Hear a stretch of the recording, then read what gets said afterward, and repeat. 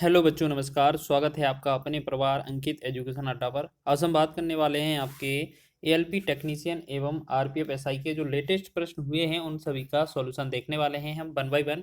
इस तरीके से हम देखने वाले हैं और आज हम बात करेंगे आरपीएफ एसआई के 2 दिसंबर के शिफ्ट तीसरे के क्वेश्चन। ठीक है, इसमें तीसरे शिफ्ट के क्वेश्चन देखने वाले हैं और सभी क्वेश्चन आपके एग्जाम की दृष्टि से महत्वपूर्ण हैं। तो इसमें हम बात करेंगे, पहला क्वेश्चन लिखा है आपका 8 संख्याओं का औसत 20 है। इनमें से 5 संख्याओं का औसत 15 है। शेष 3 संख्याओं का औसत ज्ञात कीजिए। ये आरपीएफ एसआई की 2 दिसंबर की शिफ्ट तीसरे का प्रश्न है और इसमें सभी प्रश्न तीसरी शिफ्ट के हैं जो कि आपकी 2 दिसंबर 2024 में हुई थी। अभी लेटेस्ट प्रश्न है, देखिएगा किस तरीके से क्वेश्चन पूछे गए थे। 8 संख्याओं का टोटल करना है तो हमने पिछले वीडियो में बताया था कि T8 लिखा करें आप। इसका मतलब है टोटल करना है, टोटल 8 संख्याओं का। आपने पिछले वीडियो में बताया था कि जो टोटल होता है वो क्या होता है, औसत गुणे संख्या या औसत गुणे नंबर। इसके ये फॉर्मूला बन जाता है ये हमारा। तो इस प्रकार जो औसत है हमारा 20 है और संख्याएं कितनी हैं, 8 है। इनका गुणा करेंगे तो 2 8 16 यानी कि 160 हो जाएगा 8 संख्याओं का टोटल। इनमें से 5 संख्याओं का जो औसत है वो 15 है, यानी कि 5 संख्याओं का टोटल निकालेंगे अगर हम, तो औसत 15 है और 5 संख्या है तो 15 5 कितना होगा, 75 हो जाएगा। ठीक है, अगर हम यहाँ पर हम शेष माइनस कर देंगे तो 8 संख्याओं के टोटल में से 5 संख्याओं का टोटल घटा दें तो हमारा टोटल 3 संख्याओं का रहेगा। तो 160 में से अगर 75 चला जाएगा तो ये कितना बनेगा हमारा, 85। ठीक है, 85 आ गया। ठीक है ना, 85 हो गया। अब हमें क्या करना है, इसका औसत पूछा है, शेष 3 संख्याओं का औसत। ये तो 3 संख्याओं का योगफल है, अगर 3 से भाग करेंगे 3 से तो हमारा ये औसत निकल आएगा। 3 से डिवाइड करें, 3 दूना 6, 2 25, 63 24 हो जाएगा। ठीक है, 63 24। और इसके बाद 1 0 3 तिरका, या हम इससे ज़्यादा करने की आवश्यकता ही नहीं है क्योंकि एक ही विकल्प दिया है ऐसा जो कि 28 से शुरुआत है। तो हमारा सी विकल्प इसका राइट आंसर हो जाएगा। तो आगे बढ़ें, इसलिए इसी तरीके से क्वेश्चन को बनाएंगे अगले क्वेश्चन को। अगला क्वेश्चन बहुत अच्छा है। एक गांव की जनसंख्या आपकी 1,30,000 थी। पहले वर्ष में इसमें 10% की वृद्धि हुई और दूसरे वर्ष में 25% की वृद्धि हुई। 2 वर्ष बाद इसकी जनसंख्या कितनी होगी। बहुत ही अच्छा क्वेश्चन है। इस तरीके का क्वेश्चन दिया हो जाए, अगर आपसे बाद में पूछा जाए तो आपको क्या करना है, जो आपका 1,30,000 जनसंख्या है उसको लिख लेना है। ठीक है, अब 1,30,000 जनसंख्या लिख ली। बोला गया इसमें 10% की वृद्धि होगी तो 10% का मतलब है 110 बटा में 100 कर देंगे हम इसे। फिर आपसे 25% की वृद्धि बोला गया है तो 125, 100 में 25 जोड़ेंगे, 125 बटा में 100 कर देंगे। 2 2 4 जीरो से 1 2 3 4 जीरो कर देंगे हम। ठीक है, अब हमें कैलकुलेट करना है बस। तो 13 गुणे 11 110 गुणे 125, अगर इन सभी का गुणा करेंगे तो हमारा आंसर जल्दी से आ जाएगा। ठीक है ना, तो यहाँ पर हम क्या करेंगे, इनमें सॉल्यूशन करें तो यहाँ पर आपका 13 गुणे 11, ये मतलब 110 करेंगे, 11 तिया 33 और 11 एकम 11, 11 3 14, 143 और 1 0 साथ में रहेगा। गुणे में आपका 125 और रहेगा। ठीक है ना, अब एक बात बताइए, आप इनका गुणा अच्छे से करके देख लीजिएगा। सिर्फ एक ही जीरो दिख रहा है हमें इसमें, तो ऐसा सिर्फ एक ही विकल्प दिया हुआ है जो कि आपका पहला ही विकल्प है कि जिसमें पीछे इकाई अंक पर एक ही जीरो है और सभी में ज्यादा जीरो हैं। तो इसका मतलब है जिसमें इकाई का हमारा एक ही जीरो आएगा वही आंसर हो जाएगा। अगर आप इसका गुणा करना चाहें तो आपका गुणा भी इतना ही होगा। आप इसमें क्या है, आप थोड़ा समय बचाया करें, कहीं भी किसी भी स्थिति में जहां पर आपको लगे कि यहाँ पर सॉल्व सरल किया जा सकता है, इसे हल किया जा सकता है, तो हमारा आंसर हो जाएगा। अब हम ये 2 स्टेप ना लिखते तो भी काम चल जाता। क्यों, क्योंकि 3 का 1 का और 5 का यहाँ गुणा करेंगे तो हमारा एक नंबर ही बनेगा और पीछे एक जीरो है तो एक जीरो आएगा। तो इस तरीके से हमारा एक जीरो वाला आंसर हो जाना था, तो हमें क्यों क्यों ज़्यादा समय लगाना था। ठीक है ना, तो इस तरीके का प्रश्न पूछा गया था आपका। चलिए नेक्स्ट क्वेश्चन की बात करें तो 8 पुरुषों का औसत वजन 3 kg कम हो जाता है जब उनमें से 56 kg वजन वाले पुरुष को एक नए पुरुष के से बदल दिया जाता है। ठीक है, मान लेते हैं हमारा जो है 8 पुरुषों का जो औसत वजन है पहले वर्तमान में x है, x गुणे 8 करेंगे तो ये हमारा टोटल कितना 8x हो जाएगा कि नहीं होगा, बिल्कुल हो जाएगा। ठीक, अब बोला गया है कि अगर इसे एक नए पुरुष से बदल दिया जाए, यानी कि 8x तो है ही साथ इसमें हमें जो 7 संख्या हैं, इसमें 7 संख्याओं का टोटल है और एक व्यक्ति को बदला गया है। अगर ये 8x हो गया, फिर अब हम क्या कर सकते हैं, जैसे आपको पता है 8 व्यक्तियों का टोटल इतना है क्वेश्चन बोला है 56 kg वाला चला गया है तो 56 kg हटा देंगे। प्लस में मान लेते हैं p kg है किसी का, p किलोग्राम है वजन, उसका जोड़ लेंगे। तो बटा में हम 8 से भाग करेंगे तो औसत हमारा जो है पहले से 3 कम हो जाता है, यानी कि पहले x था अब 3 हो जाता है। बस इसका 3 गुणा कर देंगे तो यहाँ से ये जो 8 है ना, यहाँ से ये 8 हट जाएगा और यहाँ पर ये 3 में गुणा हो जाएगा, मतलब x माइनस 3 में गुणा हो जाएगा। बस इसको सॉल्व करेंगे, 8x माइनस का 56 प्लस का p और बराबर में 8x माइनस का 24। ठीक है, 8x से 8x डिवाइड हो जाएगा और 56 को उस तरफ ले जाएंगे तो p का बराबर मान आएगा 56 और 56 माइनस 24, तो इसका जो आंसर आया ये आ जाएगा आपका 32। तो 32 इस क्वेश्चन का राइट आंसर है। ठीक है, ये तो आपने बेसिक तरीके से कर लिया। इसका शॉर्ट ट्रिक क्या रहेगा आपका, मात्र 1 सेकंड में आंसर कैसे रहेगा कि आपको इस तरीके से क्वेश्चन दिया जाए कि 8 पुरुषों का औसत 3 kg कम हो रहा है, 56 kg के बदले करना है। तो आपको क्या करना है, 8 का 3 में गुणा कर देना है तो ये कितना बनेगा 24। ठीक है, और ये 56 kg के बदले करना है ना, तो 56 को ऊपर लिख देना, इसमें से घटा देंगे, हमारा आंसर हो जाएगा। तो ये बनेगा हमारा 32। तो इसी तरीके से आप हर एक क्वेश्चन को कर सकते हैं अगर इस पैटर्न पर क्वेश्चन बना तो इसका आंसर है वो बी ऑप्शन इसका राइट हो जाएगा। आगे बढ़े नेक्स्ट क्वेश्चन की ओर। अगला क्वेश्चन देखेंगे, अनमोल अपनी यात्रा 10 घंटे में पूरी करता है। वह आधी दूरी 46 किलोमीटर प्रति घंटे की चाल से और शेष दूरी 69 किलोमीटर प्रति घंटे की चाल से तय करता है। तो संपूर्ण यात्रा की कुल दूरी ज्ञात कीजिए। देखिएगा क्वेश्चन में क्या लिखा है, अनमोल कुछ अपनी दूरी जो है वो किस तरीके से करता है, अपनी 10 घंटे में टोटल कर लेता है दूरी। ठीक है, तो एक बात बताइए, अगर उसकी औसत चाल देखी जाए तो औसत चाल क्या हो जाएगी आपका 2xy होती है ना, 2 इंटू एक्स, एक्स कितना है 46 इंटू वाई कितना है 69। ये कब लागू होता है, जब आपकी दूरी समान होती है। ठीक है, आधी दूरी समान ही होती है, बटा में x प्लस वाई करेंगे तो इन दोनों को जोड़ेंगे हम, अगर नीचे लिखेंगे तो 9 6 15, 4 6 10 11। ठीक है, अब ये तो हो गया अपना औसत चाल। औसत चाल गुणे में समय लगा देंगे, 10 का गुणा कर देंगे तो हमारा आंसर आ जाएगा। एक बार कैलकुलेट करेंगे तो यहाँ से 5 दूना 10 हो जाएगा, 5 से करेंगे तो 5 दूना 10 और 5 तिया 15, 23 से कम 23, 23 दूना 46 हो जाएगा। ठीक है, अब हमने देखा इसका गुणा 2 गुणे में 69 गुणे में 2, तो हम क्या करेंगे 2 दूना 4, 4 दूना 8, 8 9 72 हो जाएगा और 8 6 48, 48 7 कितना होगा 55। तो ये बनेगा 552। 552 जो होगा इस क्वेश्चन का राइट आंसर हो जाएगा। ठीक है, इस तरीके से आप बहुत ही आसानी से क्वेश्चन को सॉल्व कर सकते हैं। ये हमारा सीधा एक बार में ही दूरी का आंसर आ जाएगा। ठीक है, तो सबसे पहले जो होती है ना, इसको इतना जो लिखा है हमने, इसको लिखा है औसत चाल, और ये हमारा समय। तो जब औसत चाल का समय में गुणा करेंगे तो दूरी ही आएगा, क्योंकि दूरी बराबर हो जो होता है वो स्पीड इंटू टाइम होता है ना, दूरी बराबर चाल गुणे समय।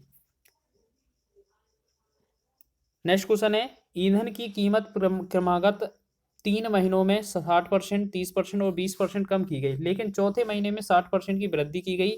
चौथे महीने में ईंधन की कीमत में उसकी मूल कीमत की तुलना में कितने प्रतिशत की वृद्धि या कमी हुई है। अच्छा एक बात बताइए, मान लेते हैं हमने अपना जो ओरिजिनल वैल्यू माना वो 100 माना, उसमें बोला गया है 60% की कमी की गई है, तो आपका 40/100 किया होगा। ठीक है, फिर 30% की, तो ये 70/100 हो गया, फिर 20% कम, ये 80/100 हो गया। ठीक है, अब लेकिन क्या हुआ, इसमें क्या है बढ़ोतरी की गई है चौथे महीने में, कितना 60% की, तो ये 160/100 किया गया होगा। तो 100 से 100 कट गया, 1 2 0 से ये 100 कट गया, 1 2 0 से ये वाला 100 कट गया। ठीक है ना, बस ऊपर वालों का गुणा करना है हमें। ठीक है, ऊपर वालों का गुणा करेंगे बस, करेंगे तो इनका जो वैल्यू आएगा वो आ जाएगा आपका, इनका सबका, तो ये आएगा 34 34 84। एक सेकेंड यहाँ पर देखेंगे कितना आएगा हमारा, 34 84, एक सेकेंड 34 84 नहीं 35 84 आएगा, इससे तो बनेगा भी नहीं। तो ये कितना 35.84। ठीक है, और क्योंकि 100 से भाग दिया है तो ये दशमलव में आ गया हमारा। ठीक है, अब हमें क्या करना है इससे, अब ये बताना है कि ये 100 था पहले, अब 35.84 हुआ है, कितना का कमी हुआ है, ये 100.00 ले लेंगे, इसमें से हम 35.84 को हम घटाएंगे तो 10 में से 4 गया 6, 10 में से 9 गया 1, और 10 में से 6 गया 4 दशमलव, फिर 10 में से 4 गया 6, ये 64.16 की कमी हुई है। तो इसका जो आंसर आएगा वो विकल्प ए इसका राइट आंसर होगा। ठीक है, बस गुणा कर लेना इस तरीके से, बहुत ही आसान है, कम एक बार में आंसर हो जाएगा आपका।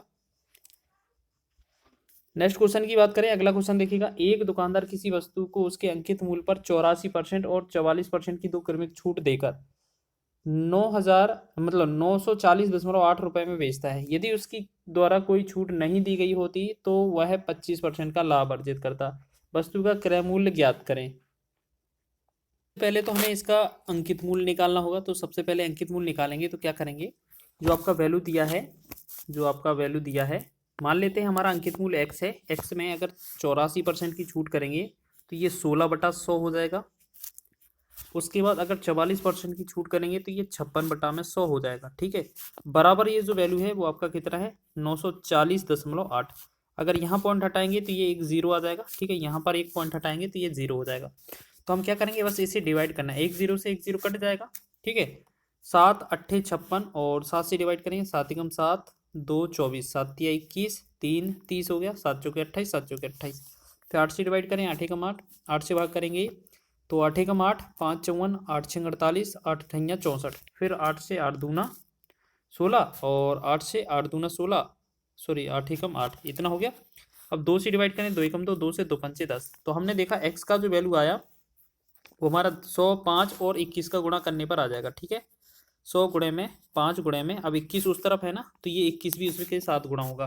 तो एक्स का जो वैल्यू आया ये हमारा कितना आ गया, ये हमारा 21 पंचे 105 होता है।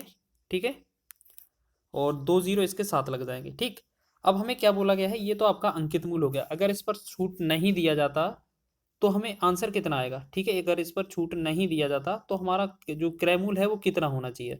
तो आपको पता है अपने जो वैल्यू है, जैसे आपको क्या है, मान लेते हैं हमारा जो सीपी है वो क्या है आपका 100 यूनिट है, 100 यूनिट है।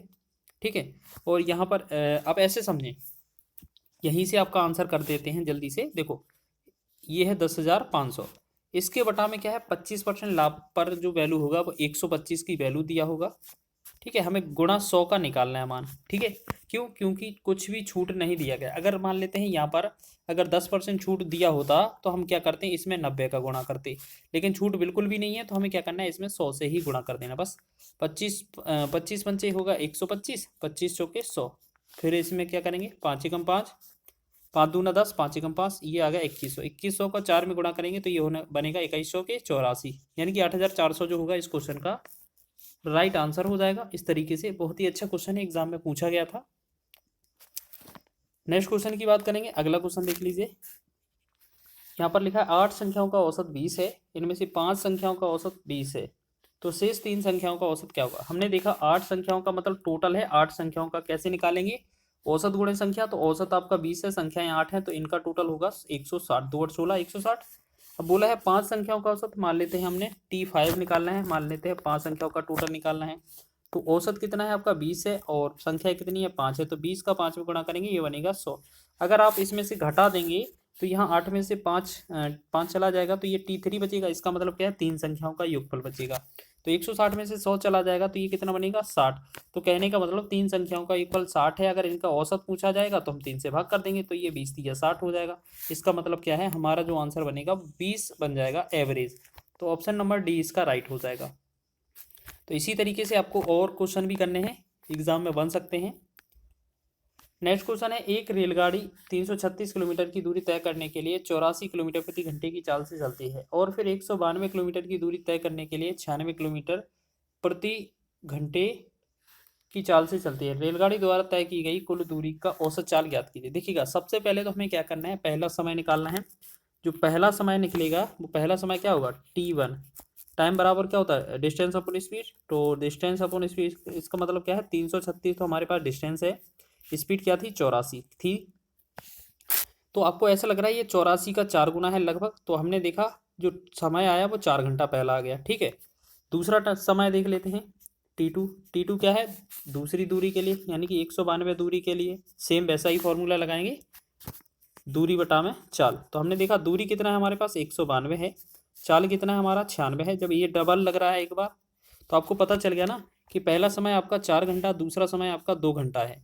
तो अपने कुल औसत चाल जो होती है, औसत चाल का फॉर्मूला बहुत ही आसान है, औसत चाल का फॉर्मूला जो होता है उसका फॉर्मूला होता है कुल दूरी बटा में कुल समय, कुल दूरी बटा में कुल समय, बस इतना सा फॉर्मूला है आपका। ठीक है, तो अब एक बात बताइए, हमारे पास कुल दूरी कितना 336 और 192 अगर जोड़ देंगे तो कितना 6 और 2 कितना होगा 8, 9 और 3 कितना होगा 12, 3 1 4 और 1 हासिल 5, 528 बटा में समय कितना टोटल होगा 4 और 2 6, टोटल समय कितना हो जाएगा, ये हो जाएगा टोटल समय 4 और 2 6, बस 6 से डिवाइड ही तो करना है, तो 6 से 6 8 48 हो जाएगा। ठीक है, 6 8 48 और 4 के बाद 48, 6 8 48, तो इसका मतलब क्या है 88 किलोमीटर पर आवर जो होगा इसका औसत चाल आ जाएगा। तो इस तरीके से आप बहुत ही अच्छा क्वेश्चन है, बना सकते हैं, एग्जाम में ये पूछा गया था प्रीवियस ईयर। ठीक है, तो अभी लेटेस्ट प्रश्न है 2 दिसंबर का, तीसरी शिफ्ट का, अच्छा क्वेश्चन है, एग्जाम में बन सकता है इस तरीके का प्रश्न। नेक्स्ट क्वेश्चन की बात करें अगर हम, तो यहाँ पर लिखा है कोमल ने वार्षिक रूप से चक्रवृद्धि 20% वार्षिक चक्रवृद्धि ब्याज पर 5,000 रुपये की धनराशि का निवेश किया। यदि उसे n वर्षों के बाद 7200 रुपये की धनराशि प्राप्त हुई तो मान बताइए, मान ज्ञात करें, मतलब n का मान ज्ञात करना है, समय कितना है। अब एक बात बताइए, आपको लिखा क्या है, आपका 5,000 लिखा है पहले। ठीक है, 5,000 रुपये पर ब्याज किया, अच्छा ये 5,000 रुपये उसने निवेश किया है और उसका जो रुपये हो जाता है वो 7200 रुपये हो जाता है। ठीक है ना, यही पूछा गया है। अब एक बात बताइए, आप इनमें क्या करें, सबसे बढ़िया काम क्या करें, इनके आपस में एक दूसरे को काट लें। ठीक है, आपस में इनमें एक दूसरे को काट लें पहले, उससे पहले आपको एक चीज़ करना है, 20%, 20% की जो फ्रैक्शन होगी 1/5 होगी। ठीक है, मतलब ये पहले 5 था फिर 6 हो गया होगा, तो हम इन्हें क्या है, जो ऊपर वाली वैल्यू है हम इन्हें काट कर देखेंगे, अनुपात बनाएंगे, एक 2 0 से 2 0 कट गया। ठीक है, 2 से डिवाइड करें ये बनेगा 25, 2 से डिवाइड करें ये बनेगा 36। ठीक है ना, अब एक बात बताइए, पहले 5 था और ये अगला 6 हो गया, 5 के बाद अगली बार जो होगा 5 का 25 बनेगा और अगली बार ये 36 बनेगा। तो आपको पता है ना, पहले वर्ष तो ये 5 से 6 हुआ था, अगली बार 25 से ये 36 होगा, तो ये पहले वर्ष ये दूसरे वर्ष में, तो आपका आंसर तो 2 वर्ष होना है। ठीक है ना, अगर इसी तरीके से हो सकता है यहाँ पर क्वेश्चन 125 और आपका और ज़्यादा होता, तो 125 के लिए हम 3 वर्ष समझते, 5 का 3 बार गुणा करते तभी तो 125 आएगा। तो आपको इसमें क्या करना है, ये चीज़ याद रखना है कि आपका जो अनुपात होगा यहाँ पर जो अनुपात होगा, आपको यहाँ पर ये चीज़ चेक कर लेना कि बस यहीं से ये 2 0 से 2 0 यहाँ पर काटेंगे ये 25 बनेगा, ये काटेंगे 36 बनेगा। ठीक है, आपका जो मूल वैल्यू है मूलधन, ये 5 बार का कितनी बार गुणा करने पर आ रहा है, अगर हम 5 में 5 और 5 का 2 बार गुणा कर देंगे तो 25 आ जाएगा ना, इसका मतलब ये 2 वर्ष का क्वेश्चन है। ठीक है, अगर मान लेते हैं यहाँ पर 125 होता और 5 का 3 बार गुणा किया जाता तब आपका 125 आता, तो उसमें आपका 3 वर्ष होता, तो इसका जो आंसर है वो आपका ए ऑप्शन इसका राइट हो जाएगा। तो इसी तरीके से आप शॉर्ट ट्रिक के माध्यम से लगा सकते हैं। एक क्वेश्चन और देख लीजिए, लिखा है एक धनात्मक पूर्णांक जो कि b बड़ा है 1 के लिए यदि दो संख्याओं 6344 मतलब 6344 और 42b8 का गुणनफल 12 से विभाज्य है तो b का न्यूनतम मान ज्ञात कीजिए। अच्छा, आप एक बात बताइए, हमारे पास संख्या क्या है 6344 हैं और इनका दोनों का गुणा करना है, दूसरी संख्या है 42b8। ठीक है, आपको इस b की जगह पर संख्या बताना है, क्या आएगा, अंक क्या आएगा। अब ये 12 से विभाज्य है तो 12 का मतलब क्या होता है, 12 का मतलब होता है या तो 4 से विभाज्य होगा और साथ में 3 से विभाज्य होगा। तो 4 से विभाजित करके हम एक काम करते हैं, एक चीज़ देख लेते हैं, 4 से डिवाइड 4 एकम 4, तो ये वाला पूरा कट जाएगा ना, क्योंकि पीछे आपका 44 है। 2 का रूल कहता है पीछे एक अंक 2 से विभाजित हो जाए तो पूरी संख्या 2 से विभाजित हो जाती है। 4 अंक का रूल है कि अगर पीछे के अंक 2 अंक 4 से विभाजित हो जाते हैं तो पूरी संख्या ही 4 से विभाजित हो जाती है। तो 4 का भाग अगर हम 44 में करेंगे तो ये पूरा विभाजित हो जाएगा, इसका मतलब ये तो पूरा कट ही जाएगा। अब बचा 3 का रूल कहता है कि आपको इसको भाग करके देखना है। देखिएगा, अगर हम इसमें भाग करेंगे तो ये आपका पूरा भाग तो जाएगा नहीं, तो एक काम करते हैं, अब 3 वाले को हम इसमें भाग करके देखते हैं। तो 3 का रूल कहता है कि इन सब के अंकों को जोड़ा जाए, इन सबके अंकों को जोड़ा जाए।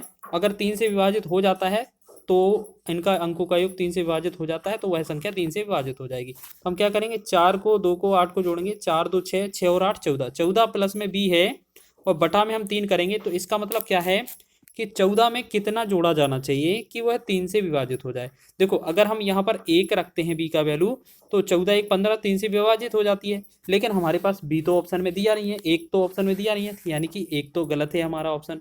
अब एक नहीं है तो फिर अगला क्या हमारा 4 हो सकता है, क्यों 14 में अगर हम 4 जोड़ेंगे तो ये जो होगा 14 4 18 हो जाएगा। 18/3 को मतलब हम क्या कर सकते हैं, काट सकते हैं ना, तिछंग 18। तो 4 विकल्प में दिया था, बाकी का एक ही भी नहीं कटना था। या आप ऐसे समझ लें कि हमें इनको विभाजित करने के लिए कम से कम 3 से विभाजित आपका नियम पूरा फॉलो करना चाहिए, क्योंकि 4 का हमने एक तरफ देख लिया, दूसरे तरफ हम 3 का चेक कर लेंगे। तो 3 का रूल यह कहता है कि पूरे अंकों को जोड़ा जाए, फिर आपका अगर 3 से भाग चला जाता है तो पूरी संख्या भी 3 से विभाजित हो जाती है। तो इस प्रकार हमारा ये बी ऑप्शन इसका राइट हो जाएगा। तो इस तरीके से हमने सभी क्वेश्चनों को एक शॉर्ट ट्रिक के माध्यम से हल करने का प्रयास किया है। वीडियो अच्छा लगा है तो वीडियो को लाइक करें, शेयर करें, चैनल पर नए हैं तो चैनल को सब्सक्राइब कर लें।